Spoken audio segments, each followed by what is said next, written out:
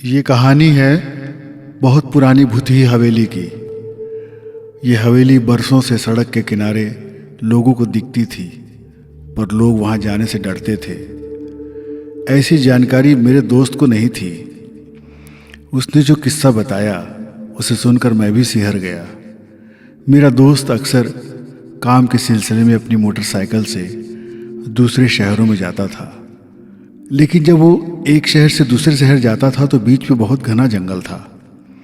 उसने बताना शुरू किया कि उस भूतही हवेली में उसके साथ क्या गुजरी।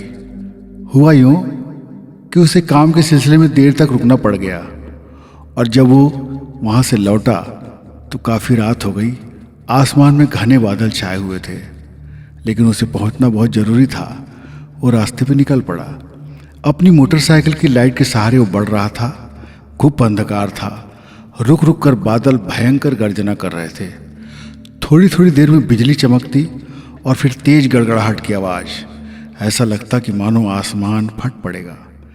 और अचानक भीषण वर्षा शुरू हो गई। इस वर्षा से वो भीग गया था। सुनसान रास्ते में वो अकेला बढ़ता चला जा रहा था। उसने बताया कि मुझे आज बहुत देर हो गई थी और ये पहला मौका था जब मैं ठीक जंगल के बीच में था, घुप अंधेरी रात में। तेज बारिश के कारण मुझे कुछ भी नहीं दिख रहा था। सामने में बहुत धीरे धीरे अपनी मोटरसाइकिल की हेडलाइट से सड़क पार कर रहा था। मैं धीरे धीरे बढ़ रहा था, पर मंजिल दूर थी।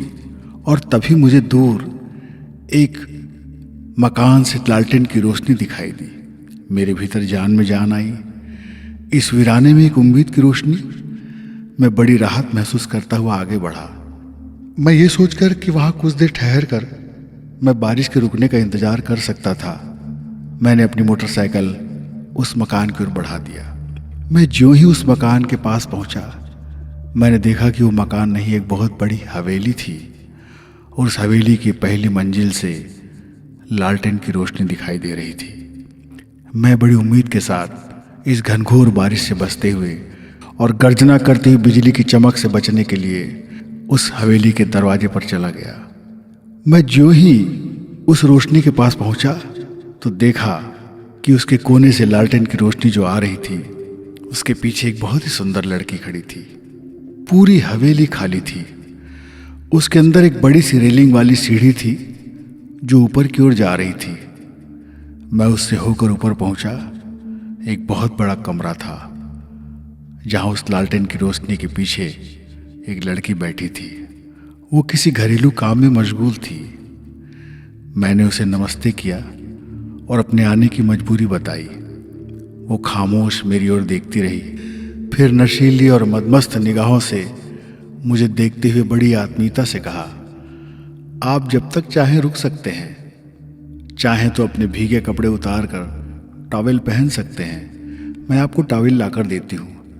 ऐसा कहकर वो कहीं चली गई। इस वीराने में अकेले इस लड़की को देखकर मेरे मन में जिज्ञासा हुई।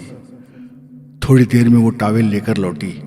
मैंने उससे पूछा, यहाँ और कोई नहीं रहता? उसने कहा, मेरे बाबा हैं जो नीचे पीछे की ओर गौशाला में गाय को चारा पानी देने गए हैं और उन्हें अभी आने में बहुत देर हो जाएगी।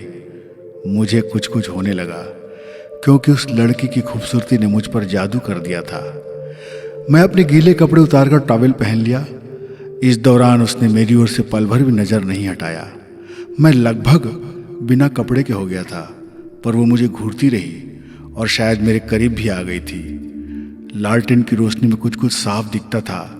मैं टॉवेल पहनकर बैठ गया और अपने गीले कपड़े वहीं फैला दिए। लगातार कई घंटों तक भीगने के कारण मैं कांप रहा था, पर अब सूखे टॉवेल में लिपटा मैं बहुत राहत महसूस कर रहा था। और तभी देखता हूँ कि उसके हाथ में चाय की प्याली थी जो उसने मेरे लिए बनाई थी। उसने मुझसे बहुत जिद किया और चाय पीने को कहा। यह तो मेरे लिए सोने में सुहागा साबित हुआ। मैं फटाफट चाय सुड़कने लगा। इस वीराने में घनघोर बारिश के बीच गर्मा गर्म चाय, और वो भी एक खूबसूरत अकेली लड़की के हाथों। वाह, ये तो जन्नत है। फिर बातों का सिलसिला आगे बढ़ा। उसने बताया कि ये लगभग 100 साल पुरानी या उससे भी ज़्यादा पुरानी हवेली है और एक ज़माने में इसके मालिक आदिवासी राजा थे, जिनके वंशज अब शहर में रहते हैं और इस इलाका जंगल बन गया है, इसलिए अब यहाँ कोई नहीं रहता। केवल देखभाल के लिए मैं और मेरे बाबा पास के गांव से आकर यहाँ रहते हैं। इसके बदले में इस हवेली के वर्तमान मालिक हमें कुछ पैसे भेज देते हैं। उसकी कहानी पर भरोसा कर मैं वहीं बैठा और बातें करने लगा। बातों ही बातों में उसने मेरा हाथ पकड़ लिया। मैं उसका इशारा समझ गया। मैं वो सब करने से बुरी तरह घबरा रहा था, लेकिन इस कामुक भरे माहौल में मैं अपनी इच्छा रोक भी नहीं पा रहा था। उस वक्त तो मुझे याद आ रहा था एक संत का प्रवचन, जिसमें उन्होंने कहा था कि युवा स्त्री और युवा पुरुष के लिए एकांत में संयम रखना बहुत मुश्किल होता है। और मेरे साथ यही हो रहा था, क्योंकि उस लड़की का मुझे खुला प्रस्ताव मिल रहा था। टॉवेल में लगभग नंगा मैं अब उत्तेजित होने लगा, और तभी उसने कमरे का दरवाज़ा बंद कर लिया और मुझ पर आकर झुक गई। मुझसे रहा नहीं गया। हम दोनों एक दूसरे से लिपट गए और मस्ती के सागर में गोता लगाने लगे। इस मदमस्त दौर में झूमता हुआ मैं बिस्तर पर पड़ा रहा, और कब मुझे नींद आ गई पता ही नहीं चला। मैं सपनों की दुनिया में चला गया। न जाने कब तक सोता रहा, और फिर लगा कि कोई मेरी उंगली सहला रहा है। मेरी आंखें खुली तो मैं आश्चर्यचकित था। मैं उस हवेली के बाहर एक मैदान में अधनंगा पड़ा था, और आवारा कुत्ते मेरे आसपास मुझे सूंघ रहे थे। मैं घबरा कर उठा तो देखता हूँ कि हवेली बहुत पुरानी खंडहर है, जिसका कोई भी कमरा सही सलामत नहीं था। सबकी छत उड़ चुकी है, उनमें पेड़ और झाड़ियाँ उगाई हैं। मेरी बाइक किनारे पर पड़ी थी और मेरे कपड़े दूर पड़े थे। मैं बाहर अधनंगा झाड़ियों में पड़ा था। मैं किसी तरह उठा। रात की बारिश से कीचड़ में सना हुआ मैं रात की बात ही सोच रहा था। हर घटना को याद करने की कोशिश कर रहा था। उस खूबसूरत हसीना को याद कर रहा था, पर अब यहाँ कोई नहीं था। मेरे भीतर डर की लहर दौड़ गई, पर चूंकि उजाला हो चुका था इसलिए सब कुछ साफ साफ दिख रहा था, और अब यहाँ कोई नहीं था। सुबह हो चुकी थी और बारिश भी बंद हो गई थी। बादलों के बीच से सूरज कुछ कुछ दिखाई देने लगा था। किसी तरह अपने कपड़े पहनकर मैं बाहर आया, फिर सड़क पर आकर उस कस्बे की ओर रुख किया। जब कस्बे में पहुंचा तो वहां का हर आदमी मुझे घूर घूर कर देख रहा था, क्योंकि मैं कीचड़ में बुरी तरह सना हुआ था।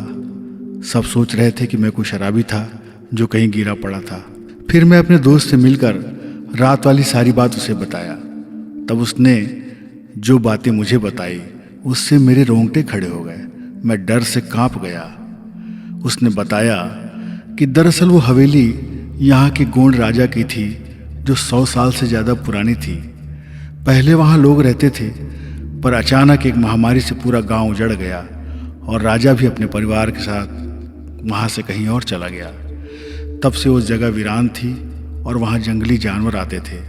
पूरा इलाका जंगल में बदल गया था। कभी कभी रात में लोगों को उस हवेली से रोशनी दिखती थी, पर डर के कारण वहाँ कोई आज तक नहीं गया। उनके अनुसार वो भूतिया हवेली थी।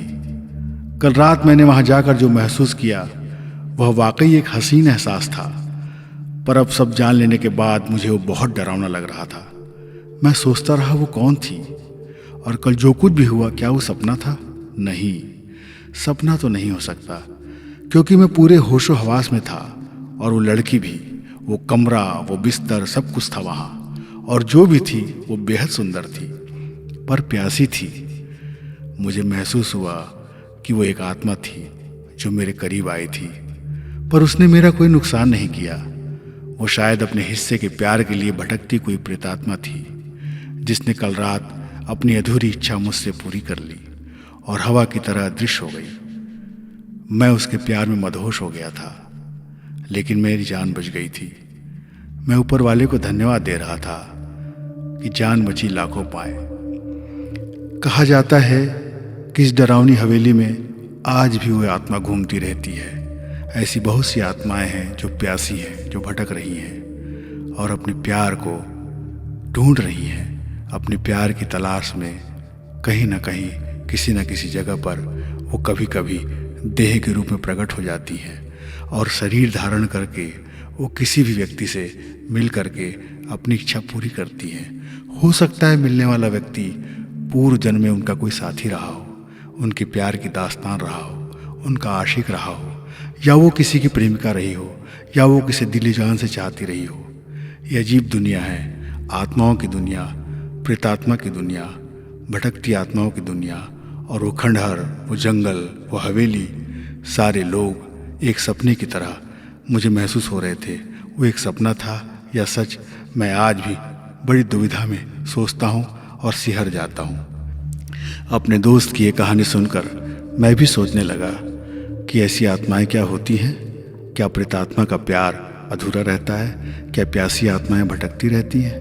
मैं सोचता रहा और मेरा दोस्त मेरे सामने अपनी दास्तान बताकर एक अजीब सी खामोशी लेकर बैठा रहा और शून्य में देर तक देखता रहा। उसे महसूस हो गया था उस आत्मा का सच, उस प्रेतात्मा का सच।